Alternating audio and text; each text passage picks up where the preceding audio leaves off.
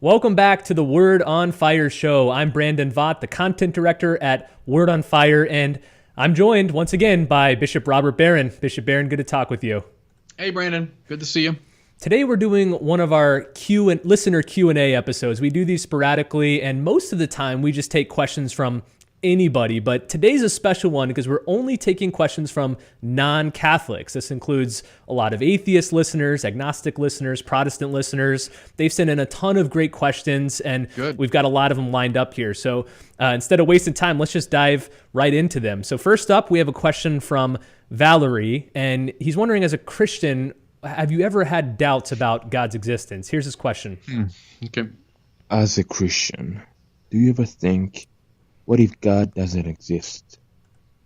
And then what? Yeah, that's the question, I suppose. How would I get at it? I think there are very persuasive reasons to ground one's belief in God. So I've been an advocate for a long time of arguments for God's existence. I think you can make a very persuasive, rational case for God's existence.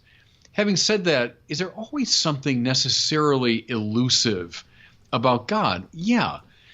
If God is not an item in the world, but the creator of the whole world, if God is not a conditioned object, but the unconditioned reality that stands behind all conditioned things, by definition, I can't have God. And so there's a kind of rationalistic temptation to say, just as like right now I see Brandon on the screen. Right now, I know exactly what I'm doing. Yeah, sure, I can control this dimension of the conditioned realm, but I can never know God in that way. That's why in the Bible it says, the God of Israel is a hidden God. It doesn't mean just provisionally hidden, like I can hide behind a rock. It means that God is, by his very nature, hidden to our consciousness. Now, not to the point of like I have no idea, but to the point that I can never grasp with utter confidence the way I grasp, an object in front of me. So in that sense, there's always a play of light and shadow, if you want, when it comes to God. I wouldn't call that doubting God's existence. That's too strong. It's not right. But it's acknowledging the always elusive character of God, Your specific question, like, if God doesn't exist, then what? Is a good question, because if God doesn't exist, there are no objective moral values. And we could spell that argument out in detail, but I think that follows. If God doesn't exist, there's no way finally to explain a contingent world that we clearly live in. If God doesn't exist, our sort of moral and epistemic program falls apart. So I think that's true.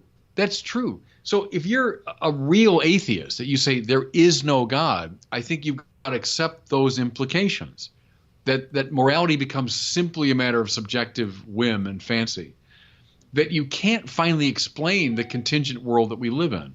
So I think that's the then what, if you really say God does not exist. Great question, Valerie. Next up, we got a question from Joe. He's an atheist in New York, and he's got a question about Adam and Eve. Here's Joe. Okay. Hi, my name is Joe. I'm from Albany, New York. I'm an atheist. My question is, how are Adam and Eve considered culpable of disobedience if they had no knowledge of good and evil until after they ate of the tree of knowledge of good and evil? In effect, they lacked a moral compass, only to be judged as if they had one. How do you justify this concept with God's nature of justice, mercy, and logic? And if the story is merely metaphorical, how do you account for original sin? Yeah, good. Joe, I'd go back to John Paul II's reading of this story. And you're quite right in saying we're not dealing here with an historical account or a journalistic account. I mean, so the story of Adam and Eve in the beginning of the book of Genesis is what you call like a religious saga. I've always liked the way Karl Barth characterizes that. So we're meant to look at the sort of deep spiritual and theological import of the story rather than to analyze it as a scientific account. Okay, so let's say that clearly. But John Paul II read it this way. The grasping at the tree of the knowledge of good and evil is arrogating to oneself the prerogative of determining good and evil. So in a way, your question is quite insightful because you're getting at the, call it meta level. it's not an issue simply of, oh, Adam and Eve did a bad thing, so I perform a bad moral act. It's much more fundamental than that. It's prior, if you want, to any particular bad act that we do.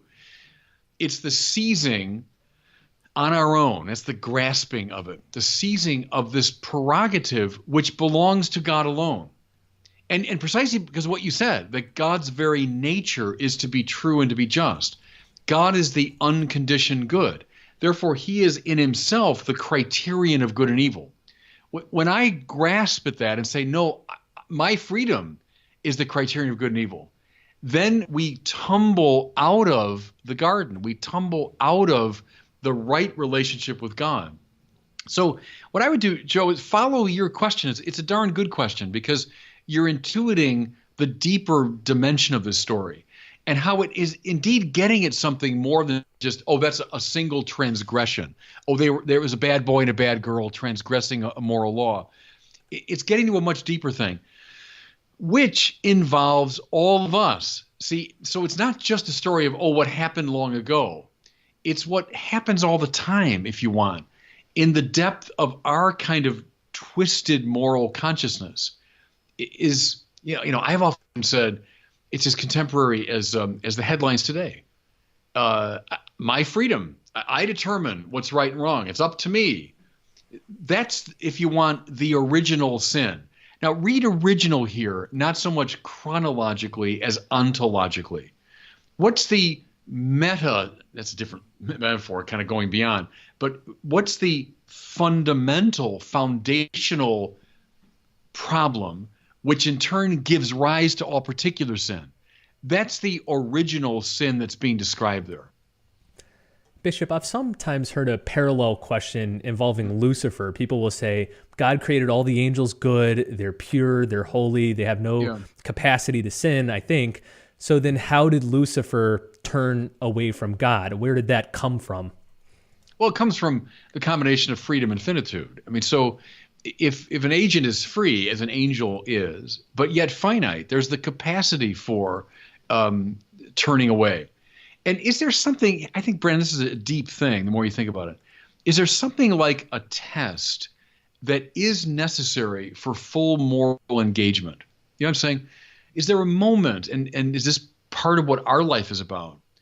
Is there a moment of real moral testing to see what your mettle is? That is it this or that? And I think of Bob Dylan's, you got to serve somebody. It might be the devil, might be the Lord, but you got to serve somebody. Well, there's a moment, and Dylan's song reflects Joshua, doesn't it? When Joshua goes, I don't know about all you, but for me and my family, we're going to serve the Lord. What that implies is Joshua was tempted.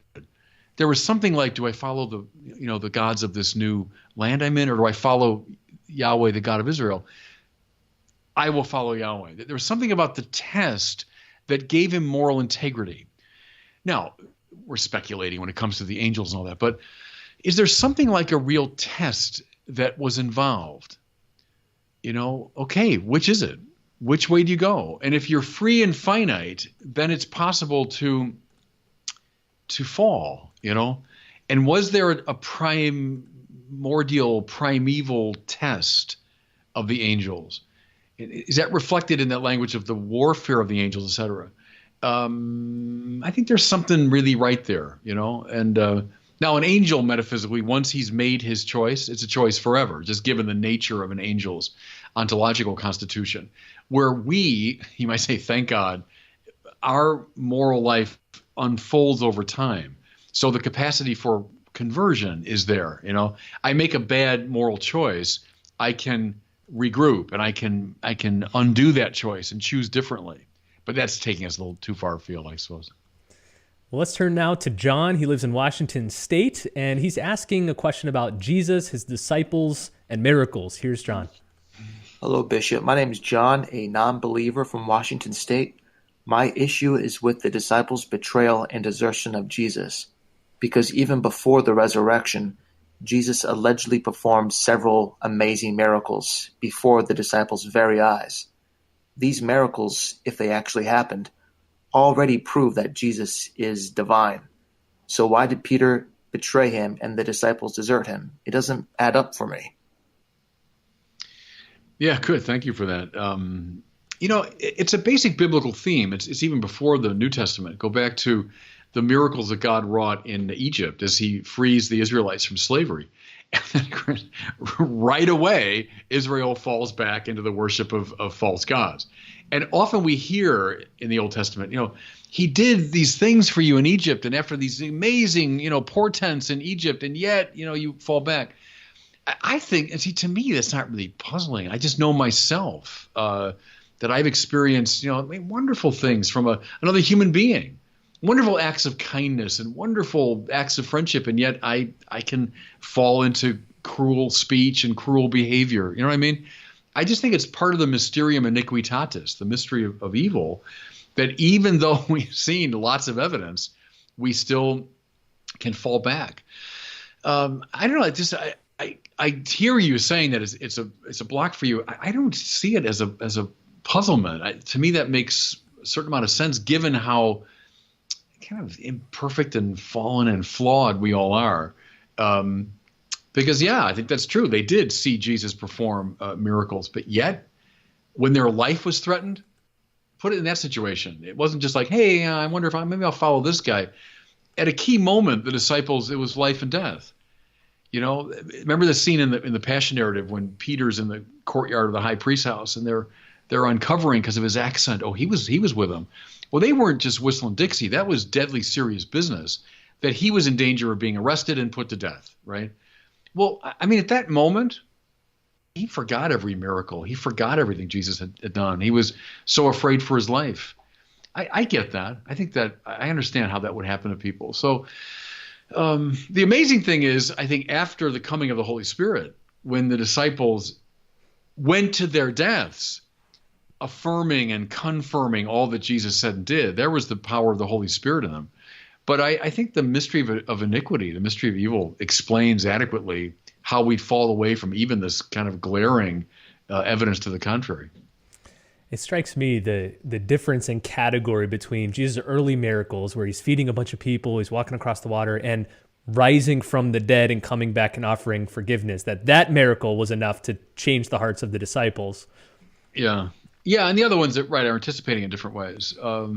But heck, I mean, even go back to I know it's an apocryphal story, but the Quo Vadis, story of Peter, even after the resurrection, even after, and he's leaving Rome, or rather, he sees the Lord, as he's trying to escape persecution. So even there, there was a temptation to run away. So I get that. That to me doesn't seem very puzzling. Okay, next up is Sarah, who lives in Paris, and she's asking about the way that we talk about God. Here's Sarah. Hello, Bishop Barron. My name is Sarah, and I live in Paris. My question is this. Why is God almost exclusively referred to as a masculine entity in the Catholic Church? I have heard many Catholics, including Catholic priests, avoid clearly and fully answering the question, so I'm hoping you can. Thank you. Yeah, good. And maybe it's because it's a kind of a subtle, complex thing to respond to. Maybe that's why you haven't gotten a fully adequate response. Not that I can give one, but say a couple things. I mean, clearly God, the unconditioned reality, is a spirit. And that means, it doesn't mean like he's a ghostly figure as opposed to a material figure. It means that God is beyond any of the metaphysical categories. So Aquinas will say God's not a body, God's not material, God's not in time, God's not in space. All those negative things are meant to say God's manner of being is outside of our usual categories, right? Now, one of our categories, bodiliness, and then within bodiliness, gender. So those are all ways that we talk about conditioned objects. Clearly, none of that applies to God. And so we should never think, if you refer to God as he, that we're imagining God as a gendered entity, right? So please just get that out of your mind. That's not at all what we're talking about. Do we, in fact, exclusively use masculine language when talking about God? I'd say no, because the Bible uses at times feminine metaphors for talking about God, that God's love is like that of a mother, that we might nurse with delight at her abundant breast. So the psalm talks about that at Jerusalem, and that God, like a mother, will feed his people. Could a mother forget her child? Even if she forgets, I will never forget you. So the Bible uses feminine metaphors for talking about God. Now, let's keep pressing it. God takes to himself a human nature as an iconic representation. That's another way of talking about the mystery of the incarnation. God becomes one of us. And he takes to himself, in fact, a gendered nature. He takes to himself the human nature of Jesus of Nazareth. The masculinity of the incarnation is an important part of it. And so there, I think we're going to get a specification. Now, the Council of Chalcedon tells us that the natures in Jesus, divine and human, come together without mixing, mingling, or confusion. So this gendered quality of the incarnation is not compromising God's unconditioned and, in that sense, non-gendered nature. Okay, what I'm doing is trying to just provide certain context for talking about it. Maybe a last observation. Is there something about God's generativity, God's creativity, God's active role in giving rise to finite things that is more compatible with a masculine pronoun? So with the traditionally masculine role of generation and giving rise to. Therefore, is it proper to refer to, for example, the first person of the Trinity as the Father who begets, the Son who is begotten, masculine terms? Now, Holy Spirit, the love that obtains between them, depending on the language, is either masculine or feminine, So there it gets a little more subtle too. Now, all of that is just meant to be sort of parameters for approaching this issue and why the church respects that classical language referring to God as he. Finally, I'll say this. None of it is meant, and here I'm going to object to the sort of feminist assumption that God's the ultimate reality. If we call God he, we're saying that men are superior to women, or they're the ultimate reality. Don't make that move. That's just a dumb move.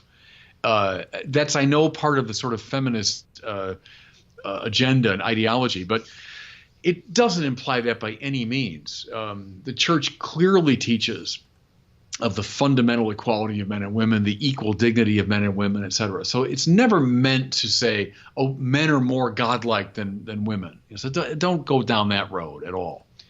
So maybe with those clarifications and parameters in place, we can approach an answer to that question. We've talked before about Dr. Brant Petrie and his great book on Jesus as bridegroom and God as the bride who wants to marry the church. It strikes me that as God is almost exclusively referred to in masculine terms, the church is almost exclusively referred to in feminine terms, and that those two things together tell us something very important about this ultimate reality. Yeah. I think so, Brandon. That's generativity, both in the sense of creation, but also of redemption, because the bride-bridegroom thing is getting at, redemption, whereby we're brought up into a real share in the divine life. And so the soul classically is seen as more feminine, as receptive, as that which is transfigured. So, I think all that has a role to play in why that particular pronoun is used. But I would just want to press away from the association, between by calling God he, I'm divinizing masculinity. I think that's just not in the mind of the church.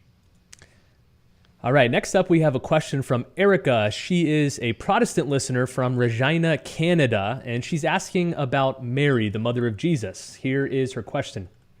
Hi, Bishop Barron. This is Erica from Regina, Canada.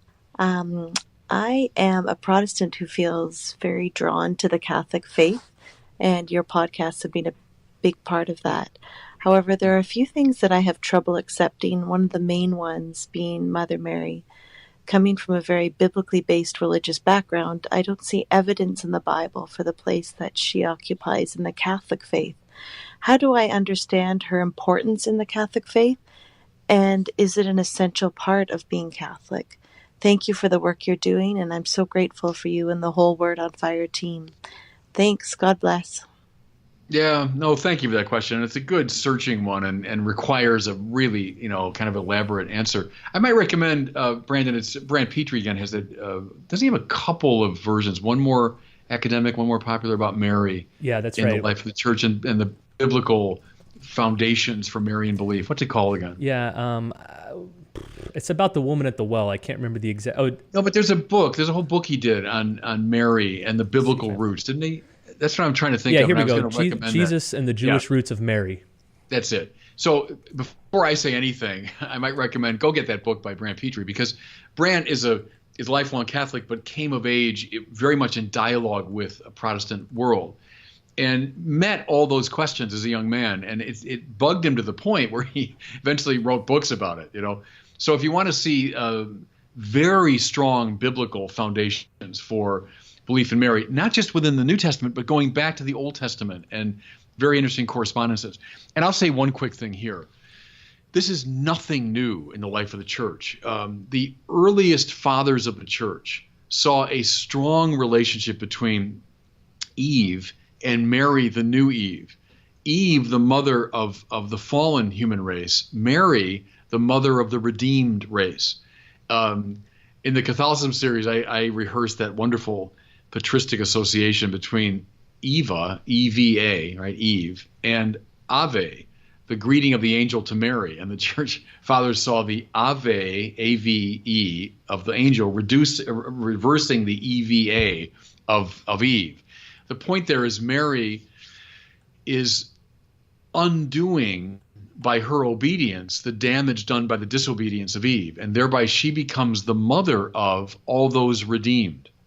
So that motif of Mary as an archetype of the church, Mary as mother of the church, Mary as spiritual generating agent, is a very ancient one. And so the Catholic Church has long recognized Mary as the Theotokos, so she's the bearer of God, also becomes the bearer of God up and down the centuries to us. We're not deifying Mary at all, but we are asking Mary to bear Christ in us. I spent a fair amount of time this morning in my holy hour. I pray my office, but I also pray the rosary. And why am I invoking this ancient Israelite girl over and over again? Hail Mary, full of grace. Hail Mary, full of grace. Because I'm asking her to give birth to Christ in me. So I think for all those reasons, and read Brant Petrie for all the details, but Mary, yes, is essential to our spiritual life, as she was essential to the incarnation. So how beautifully the biblical God never comes bursting in the way the ancient mythological gods do, but through our cooperation. God inviting the cooperation of Mary, which was necessary for the coming of Christ. And so Mary, in the same way, necessary for the birth of Christ within us. So that's, again, a quick answer to a really complex question. Erica, whenever I was a Protestant and I was exploring Catholicism, I asked a lot of the same questions that you're asking, and I think they're very, very common for any non-Catholic Christian who's exploring Catholicism, because you read the Gospels and you see the scant references to Mary and you think she must not be that important because there's not a lot of space devoted to her. But a few books really helped me, and I wanted to just tick them off real fast. Brant Petrie's book wasn't written until after my conversion, but I've read it. This is really recent, good. Yeah. Really, really good. Jesus and the Jewish Roots of Mary, because it doesn't just focus on the gospel accounts of Mary. It shows how she's foreshadowed in the Old Testament and then the book of Revelation, Revelation 12. Two more is Scott Hahn's book, Hail, Holy Queen. That was a real game changer for my understanding of Mary. And then finally, Fulton Sheen's great book called The World's First Love. It's not just a apologetical reflection on Mary, but just a beautiful spiritual and philosophic reflection on her as well. So get any of those three books, and I think they'd be a big help to you. Okay, next up, we have a question from Thomas. He's a skeptic from the United Kingdom. I think actually Birmingham, land of John Henry Newman. John Henry Newman. So here's Thomas's question. Hello, it's Thomas Hogan from Birmingham, UK. How can we trust the Bible when evidence shows the Old Testament isn't true, as in the world wasn't created in 7 days and we evolved from monkeys? How can we trust the Old Testament or the New Testament? Yeah, good, Thomas. Thank you for that. Go back to Vatican II when it talks about the Bible, and it says one of the most important interpretive moves we have to make is to determine what genre we're dealing with when we open the Bible. As I've often said, the Bible is not a book. It's a library of books. It's a collection of books. different authors, different audiences, different cultural settings, different purposes, different theological perspectives, and different genre, right? So when you're going through the library and you go to different sections and you say, what kind of book is this? Is the first question. You open up, like I'm listening right now to Charles Dickens' great Tale of Two Cities. And A Tale of Two Cities is a novel, right? Now it's about historical events. It's about the French Revolution and the lead up to it. So there's a lot of history in it, but it's very important that I know as I listen to that book, oh, this is a novel though. This is not a history. Now, at the same time, I'm reading this new Churchill biography. I'm pointing at my room, that's why I'm pointing that way. I'm reading this Churchill biography. Okay, that's a biography, and it's got thousands of footnotes, and it's by this responsible historical researcher. That's not a novel. That's a history book. So I'm going to approach the Churchill biography and A Tale of Two Cities with different interpretive strategies, with different interpretive lenses in place, right? A grave mistake would be any book I pick up, I'm going to use the same kind of clunky set of interpretive lenses. So the problem is you reference, classically the beginning of the book of Genesis, and we see the account of creation. If I pick that book up and I pick up a book by Stephen Hawking about the origins of the cosmos, and I read them with the same interpretive lenses, I'm going to misread one or the other, or probably both, right? Hawking is a scientific account. It's a astrophysical account or a cosmological account, right? Using the modern physical sciences and empirical observation. The Bible was written so long before we even had the modern physical sciences. It's a different type of book. So when you say it isn't true, that's simply the wrong way to put it. As though I'm going to use the same criteria for determining truth in one case as in the other. What's true about the beginning of the book of Genesis? All kinds of important things about God, about the purpose of creation, about God's relation to creation, about the interdependence of all things, about God's ultimate intentions vis-a-vis the universe, et cetera, et cetera. It's full of all kinds of truths. But I will get those truths clearly only when I approach that book appropriately. So trusting the Bible, I'd say step one, make sure you're reading it right. Make sure you're approaching it with the right lenses, or you won't trust it. You'll be deceived, Like, let's say, go back to the Tale of Two Cities, it's kind of a helpful example. Let's suppose someone not knowing the genre, just assuming, oh, it's a historical account of I guess all these figures really existed, these characters, Madame Defarge knitting. Oh, where was Madame Defarge born, and where is she buried, and is that where she sat while the guillotine fell? Well, those would all be stupid questions, right? No, those are characters in the mind of Charles Dickens. Now, here's why it's interesting as an example. Imposed upon a real historical background. Was there really a guillotine in the middle of Paris? Yeah, there was. In fact, I used to go right by that place. It's now called the Place de la Concorde. It was called the Place de la Révolution. I went by there all the time. That is a real historical place. But superimposed upon that by Dickens is an imaginative story. Now, is that sometimes going on in the Bible? Yeah, sometimes. Some of the texts are like that. You might say a real historical background, but then imposed upon it certain events and conversations and characters that are to some degree the result of the author's imagination. There wasn't somebody with a tape recorder taking down exactly what David said to, right, Bathsheba. So you see my point. My point is I'm trying to make things more complicated for you in a good way, because the question arises from, I think, an overly simplistic way to look at the Bible, when in fact it's a really complicated hermeneutical or interpretive game. Sorry, long answer to a good question. Bishop, let me ask a follow-up, because I regularly hear this follow-up when you talk about the need to use different interpretive lenses to read each book of the Bible. How do we know which lens to choose for each part of the Bible? Good. Stay with the Dickens example. How do I know? So I download that the Tale of Two Cities onto my Audible, and I'm listening to it. How do I know what that is? I would say because long, long ago when I was a kid, I heard about this novelist, Charles Dickens. And I learned what novels were from teachers, probably saying, novels like a long story and so on. I read other novels by lots of other people. I recognize what's typical of a novel's way of approaching things. For all these reasons, and all of it disciplined by a tradition of interpretation, I know what's the right lens to use. The Churchill biography. I've read a lot of biographies. In fact, I've read a number of biographies of Churchill. I know what a biography is like. I know by its internal qualities that it has the structure of a biography rather than a novel, right?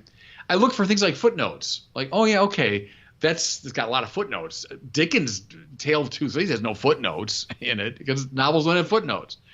In other words, my point is, by authority, by tradition, by training, by internal evidence, I come to know what's the right interpretive lens. All of that is true in regard to the Bible. And all of that happens how? Under the discipline of and in the aegis of the church. It's the church over space and time that taught me how to read the Bible. See? Which is why I shouldn't read the Bible apart from the church. That's when a lot of questions, see, Thomas's question, I would say, comes up out of a failure on the part of the church in some ways to teach people how properly to read the Bible.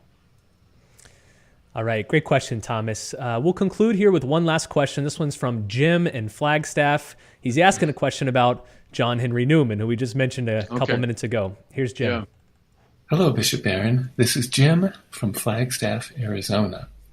I have just heard about John Henry Newman's conversion in your Pivotal Players series. And I wonder, did he have any disagreements with the Catholic Church? Did he have to declare that he believes everything that the Church teaches in order to convert?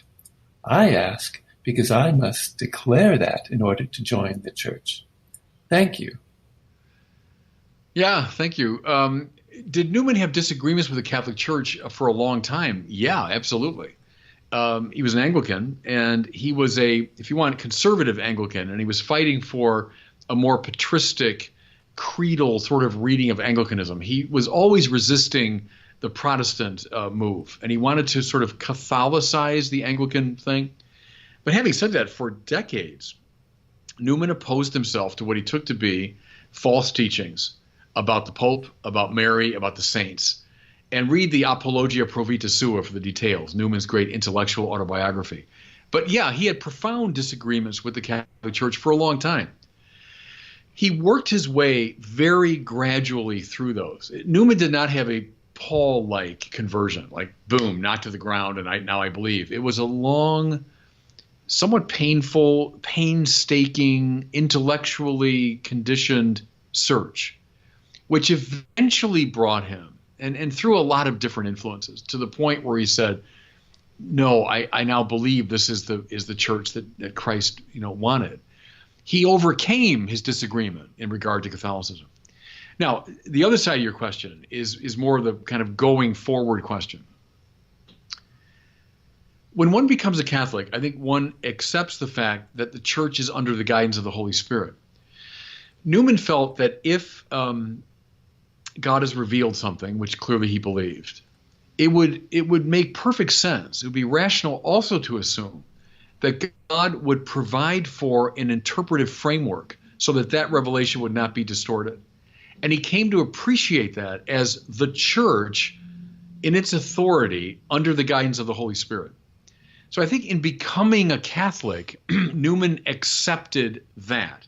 He accepted that the Holy Spirit is, in fact, through the authority of the church, guiding the development of doctrine over the centuries. So that's kind of the full answer. And I'd say the same thing to you, that in becoming a Catholic, you'd be saying yes to what the church teaches, and also yes to the guidance of the Holy Spirit, operative in the church as doctrine continues to develop, as it will over time. Never turning back on itself or contradicting itself, but unfolding. And that takes place under the guidance of the Holy Spirit. So again, that's maybe too long of an answer to your good question, but Newman did have disagreements. He resolved them, and then he accepted the ongoing influence of the Spirit, I would say. Well, thank you, Jim, and thank you to all the other questioners who recorded great questions for the show. Yeah, very good. If you're a non-Catholic listener, maybe you're a skeptic, a former Catholic, a Protestant, any other persuasion, we'd love to hear from you. So visit askbishopbarron.com. Maybe you're a Catholic listener and you have a non-Catholic son or daughter, friend, family member. Have them send in their questions. We want to engage them. Also, just one